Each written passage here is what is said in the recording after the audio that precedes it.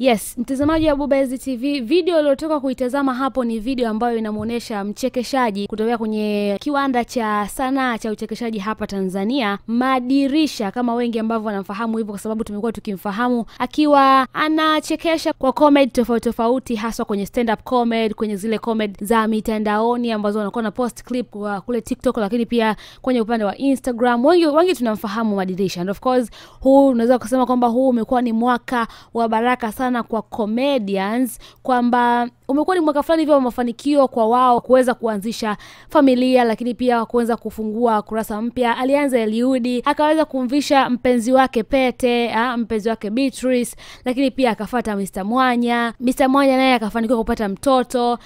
Walikuja comedian wengi hapa katikati ambao pia nao waliweza kujivunia mafanikio yao kwa namna tofauti, yani kwa namna ya kuweza kutengeneza ama kukuza familia zaidi kwenye upande huo. Sababu watu wengi wamekuwa wakiwachukulia kama comedian ni watu fulani hivi, watu wenye masihara tu, wakidhani pia hata kwenye masuala ya mahusiano basi hata huko ndani kutakuwa pia kuna comedy. Lakini hiyo imekuwa ni tofauti kwa Eliud Samuel, ambaye ametudhihirishia kwamba macomedian pia nao wanaweza kuanzisha familia, wanaweza kuoa, wanaweza kuolewa. Lakini japo kwa upande wa comedians wa kike, ukiwazungumzia kina Asma pamoja na kina Mama Chanja, kwa hiyo imekuwa bado ni kama vile swala la changamoto kidogo, imekuwa ni ngumu kwa sababu pia hatujaona waposti wa penzi wao, hatujaona pia waweze kushare, ama hatujaona hata mmoja wao aweze kuvishwa pete kama ambavyo comedians wa kiume wanavyofanya.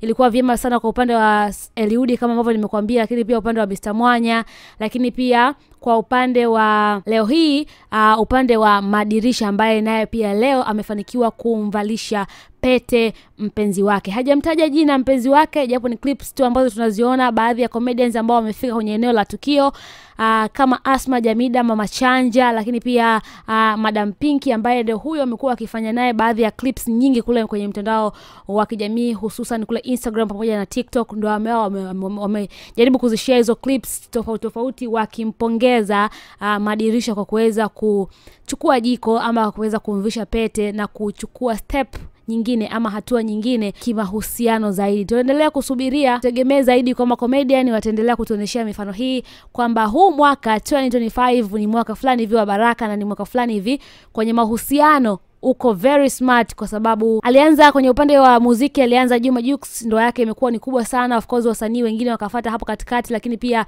Diamond Platnumz akaweza kutangaza kwamba na yeye amemuoa Zuchu, japo ni ndoa ambayo ilikuwa ni ndoa ya kimya. Lakini kwa kweli kwa huu mwaka umekuwa ni mwaka fulani hivi wa baraka sana kwa wasanii na watu maarufu, kwa sababu wamechukua step nyingine kwenye upande ama kwenye swala zima la mahusiano. Endelea kuitazama hiyo video ambayo unaitazama hapo, ambayo nimekuwekea hapo, video ya Madirisha akiwa anavalisha pete. Lakini pia baadhi ya kama ambavyo nimekuambia wakina Asma wamempongeza sana comedian mwenzao kwa kuweza kuchukua jiko. Mimi naitwa Genevieve na hii ni Bobezi TV, endelea kutufuatilia.